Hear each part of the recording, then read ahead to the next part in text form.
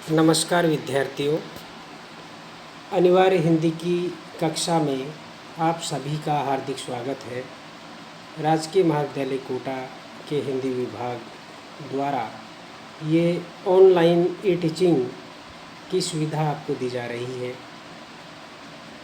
आज हम अनिवार्य हिंदी के अंतर्गत उसका जो गद्य भाग है उसके तीसरे पाठ का अध्ययन करेंगे और तीसरे पाठ का नाम है राम वृक्ष बैनीपुरी, जिनका निबंध गेहूं बनाम गुलाब, जो एक प्रसिद्ध निबंध है, आपके पाठ्यक्रम में शामिल है।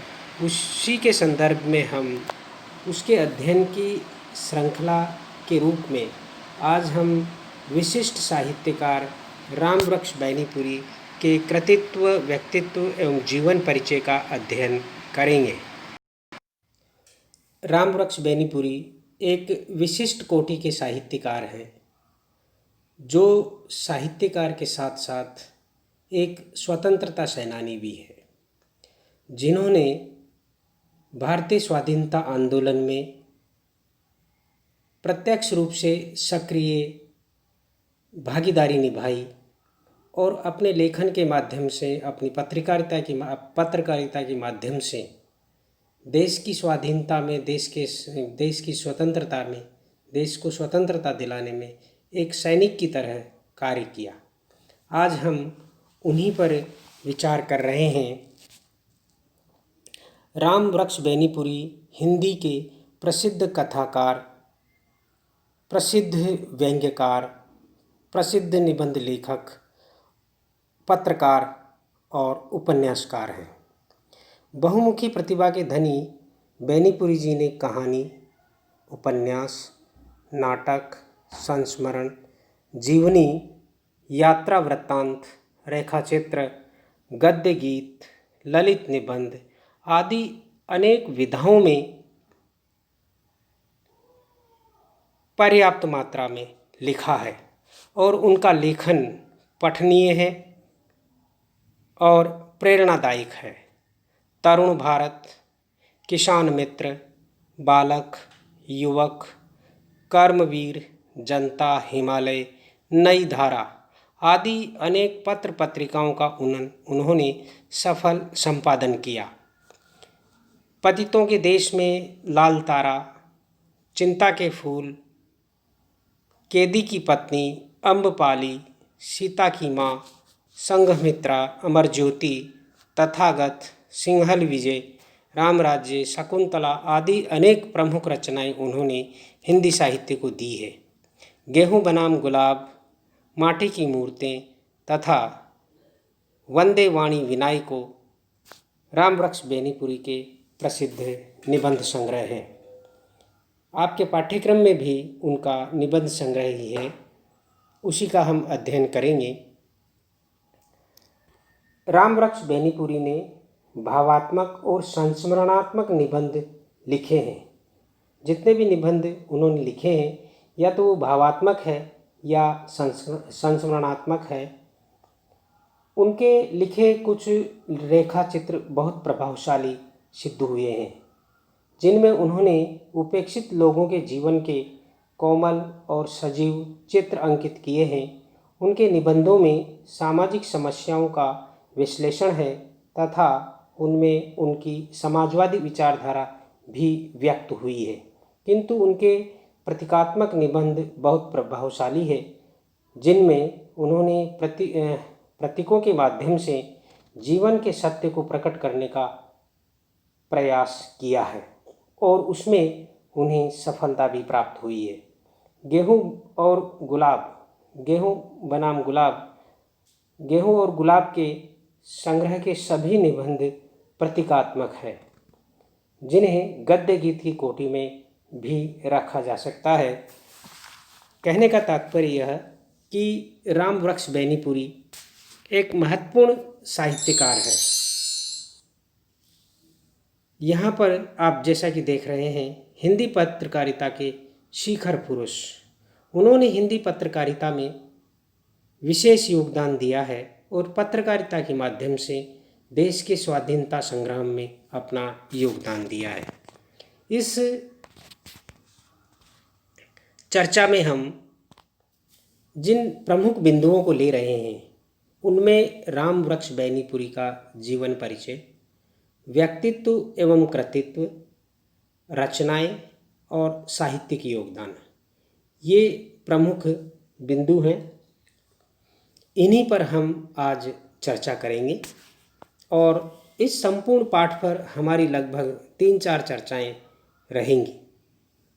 यहाँ पर हम राम वृक्ष बेनीपुरी पर इस चर्चा को केंद्रित करेंगे। दूसरी चर्चाओं में निबंध और प्रश्नोत्तर। तो देखिए, स्वतंत्रता संग्राम के अमर सेनानी और बहुमुखी प्रतिभा के धनी राम वृक्ष बेनीपुरी का जन्म जनवरी 1902 बेनीपुर नामक गांव में, जो कि बिहार राज्य के मुजफ्फर जिले में पड़ता है, के एक भूमिहर ब्राह्मण परिवार में हुआ था और मृत्यु 9 सितंबर 1968 में हुई थी। बेनीपुर गांव के होने के कारण ही उन्होंने अपने नाम के साथ बेनीपुरी जोड़ा था। उनकी भाषा और वाणी अत्यधिक प्रभावशाली है। उनका व्यक्तित्व आकर्षक एवं शौर्य की आभा से दीप्त था। वे एक सफल संपादक के रूप में भी याद किए जाते हैं हिंदी साहित्य में। बेनीपुरी प्रसिद्ध पत्रकार, उपन्यासकार, कहानीकार, निबंधकार और नाटककार थे। ये एक महान विचारक, चिंतक, मनन करने वाले, क्रांतिकारी, साहित्यकार आदि के रूप में अविस्मरणीय हैं। इनकी हिंदी सेवा कभी भुलाई नहीं जा सकती। बेनीपुरी जी हिंदी साहित्य के शुक्लोत्तर युग के, यानी कि रामचंद्र शुक्ल के बाद के युग के प्रसिद्ध साहित्यकार थे। ये एक सच्चे देशभक्त और क्रांतिकारी भी थे। इन्होंने भारतीय स्वतंत्रता संग्राम में, इसकी लड़ाई में या इस लड़ाई के खातिर 8 साल जेल में बिताए हैं। लेकिन जेल में भी ये शांत नहीं रहे और जेल में भी देश के लिए, देश की जागृति के लिए, चेतना के लिए कार्य करते रहे। हिंदी साहित्य के पत्रकार होने के साथ ही इन्होंने कई समाचार पत्रों, युवक आदि भी निकाले, जिसका कि जिक्र हम आगे करेंगे। इसके अलावा कई राष्ट्रवादी और स्वतंत्रता संग्राम संबंधी कार्यों में निरंतर संलग्न रहे। इनकी शिक्षा दीक्षा के बारे में भी बात करेंगे। हालांकि इन्होंने स्वाधीनता संग्राम में कूद जाने के कारण संस्थागत रूप से ज़्यादा शिक्षा प्राप्त नहीं की। इन्होंने प्रारंभिक शिक्षा अपने गांव की पाठशाला में पाई थी। बाद में वे आगे की शिक्षा के लिए मुजफ्फरपुर के कॉलेज में इन्होंने अध्ययन किया, लेकिन स्वतंत्रता संग्राम की हवा ने इनकी शिक्षा दीक्षा को यहीं परिसमाप्त कर दिया। इन्हीं दिनों राष्ट्रपिता महात्मा गांधी ने रॉलेट एक्ट के विरोध में असहयोग आंदोलन प्रारंभ किया। ऐसे में बेनीपुरी जी ने भी कॉलेज त्याग दिया और निरंतर स्वतंत्रता संग्राम से जुड़े रहे। समाजवादी आंदोलन से रामवृक्ष बेनीपुरी का निकट संबंध था।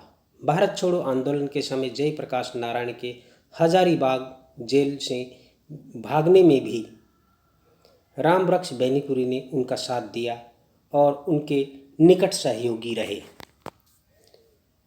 रामवृक्ष बेनीपुरी की आत्मा में राष्ट्रीय भावना कूट कूट कर भरी हुई थी। इन्होंने भारतीय स्वतंत्रता संग्राम में 8 साल जेल में बिताकर अपनी देश सेवा और राष्ट्रभक्ति का परिचय दिया। वे साहित्य चेतना के साथ साथ देश की राजनीति में बराबर सक्रिय रहे तथा स्वतंत्रता के बाद 1957 में बिहार विधानसभा के सदस्य भी चुने गए। सादा जीवन और उच्च विचारों का आदर्श उनका जीवन आदर्श था। इसी पर वो चलते थे। इन्होंने समाज सेवा के क्षेत्र में बहुत काम किए थे। अब हम इनकी रचनाओं पर विचार करेंगे। रामवृक्ष बेनीपुरी की आत्मा में राष्ट्रीय भावना कूट कर भरी हुई थी, जिसके कारण आजीवन वे चैन की सांस न ले सके। उनके फुटकर लेखों से और उनके साथियों के संस्मरणों से ज्ञात होता है कि जीवन के प्रारंभिक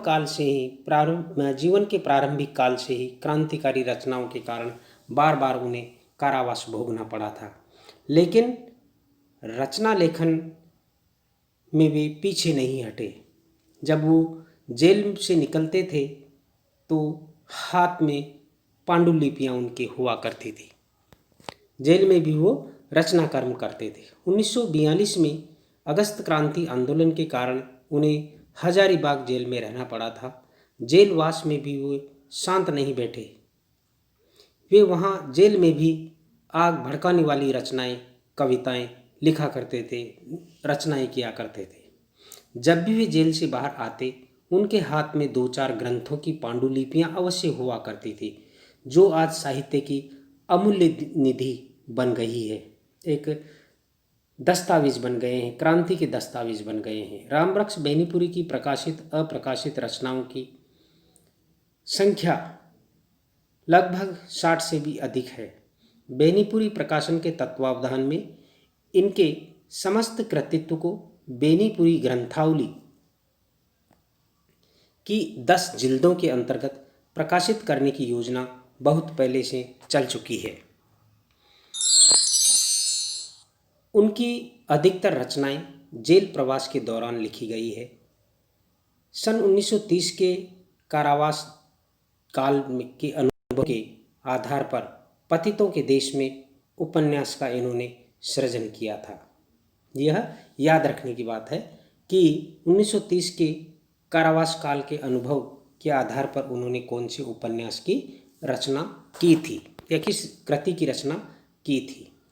अब यहाँ पर हम एक एक करके उनकी रचनाओं के बारे में जानकारी प्राप्त करेंगे, क्योंकि उन्होंने गद्य की विभिन्न विधाओं में साहित्य रचना की है।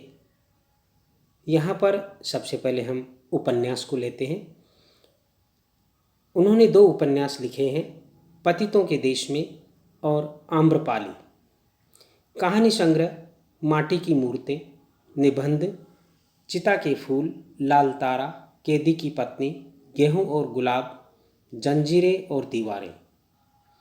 नाटक भी रामवृक्ष बेनीपुरी के बहुत प्रसिद्ध रहे हैं, जिनमें प्रमुख रूप से सीता का मन, संघमित्रा, अमर ज्योति, तथागत, शकुंतला, रामराज्य, नेत्रदान, गांव के देवता, नया समाज, विजेता, बेजू मामा।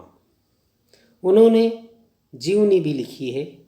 महाराणा प्रताप सिंह, कार्ल मार्क्स, जयप्रकाश नारायण, क्योंकि उनकी जो विचारधारा है समाजवादी विचारधारा है और राष्ट्रीय स्वाधीनता आंदोलन के वे अग्रणी साहित्यकार थे।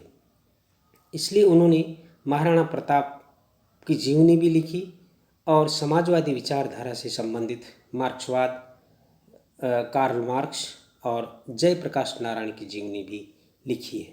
उन्होंने विद्यापति की पदावली का संपादन किया। यात्रा वृत्तांत भी उन्होंने लिखे हैं। 2 यात्रा वृत्तांत उनके हैं।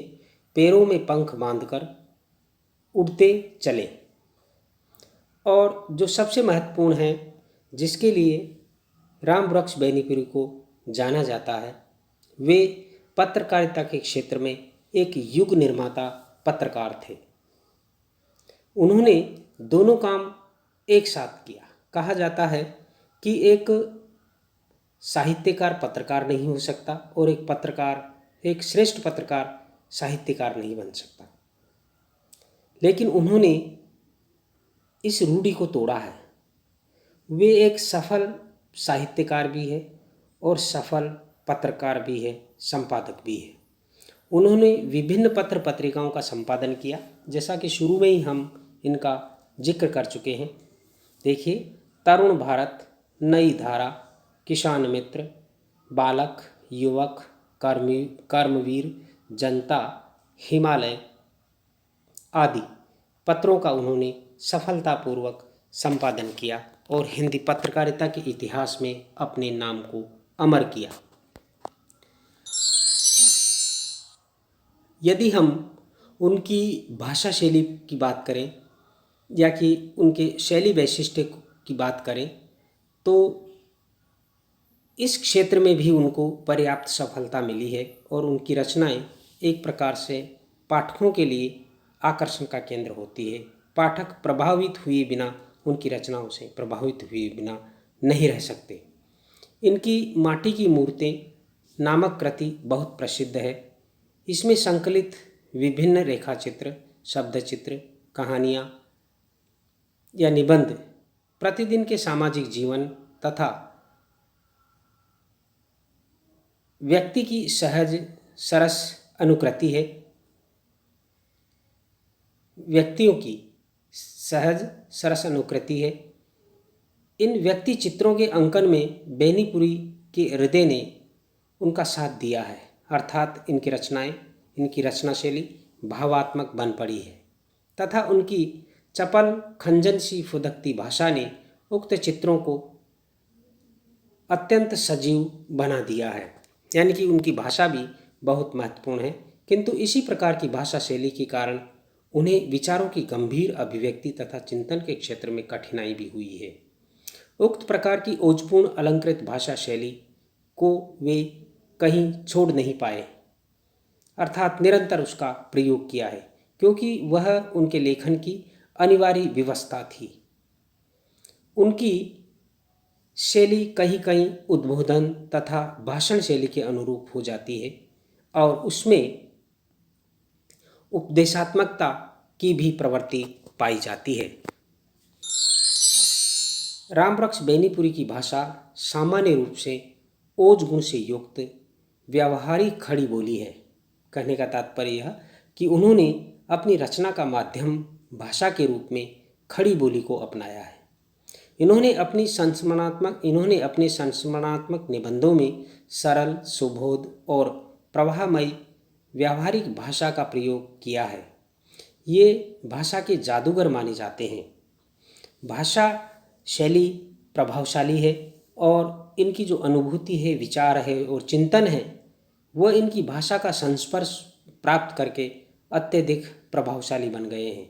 किस भाव को प्रकट करने के लिए कौन सा शब्द उपयुक्त होगा, अर्थात शब्द चयन में वे सिद्धहस्त थे, उन्हें महारत हासिल थी। इनकी भाषा में संस्कृत, अंग्रेजी और उर्दू भाषा के प्रचलित शब्दों का प्रयोग हुआ है। तत्सम, तद्भव और देशज शब्दों के प्रयोग से भाषा प्रभावपूर्ण और आकर्षक बन पड़ी है। जैसा कि हम जब गेहूं बनाम गुलाब निबंध को पढ़ेंगे तो ये सारी विशेषताएं हमें उस निबंध में देखने को मिलेगी। भाषा को सरल, सजीव और प्रवाहपूर्ण बनाने के लिए मुहावरों और लोकोक्तियों का प्रचुर मात्रा में इन्होंने प्रयोग किया है। रामवृक्ष बेनीपुरी ने अपनी रचनाओं में वर्णनात्मक, भावात्मक, प्रतीकात्मक, चित्रात्मक, आलोचनात्मक और नाटकीय शैली का प्रयोग सफलतापूर्वक किया है। इन शैलियों के नाम आप याद रखें कि रामवृक्ष बेनीपुरी ने अपनी रचनाओं में, खास करके निबंधों में, जिस शैली का प्रयोग किया है उसमें वर्णनात्मक है, भावात्मक है, प्रतीकात्मक है, चित्रात्मक है, आलोचनात्मक है और नाटकीय शैली है। इनका बड़ी सफलता के साथ प्रयोग किया है। रामवृक्ष बेनीपुरी ने साहित्यकारों के सम्मान के प्रति या कि साहित्यकारों के सम्मान में काफ़ी कुछ लिखा है और वह जो लिखा है वह बहुत प्रभावशाली है।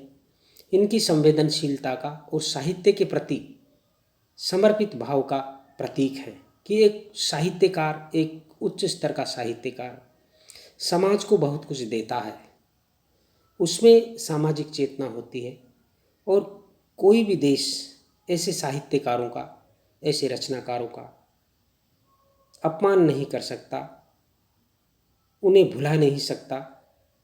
उसे हमेशा साहित्यकारों को सम्मान देना चाहिए। ऐसी अनुभूतियाँ जो साहित्यकारों के सम्मान से संबंधित है, जो उन्होंने अपने यात्रा अनुभवों के आधार पर बटोरी, उसमें उन्होंने काफ़ी कुछ साहित्यकारों के बारे में लिखा है कि किस देश में किस साहित्यकार का कितना सम्मान और कितनी उपेक्षा हुई है। तो देखिए, रामवृक्ष बेनीपुरी की अनेक रचनाएं जो यश कलगी के समान हैं, जो रामवृक्ष बेनीपुरी के यश की प्रतीक है, उनमें जय प्रकाश, नेत्रदान, सीता की माँ, विजेता, मील के पत्थर, गेहूं और गुलाब आदि शामिल है।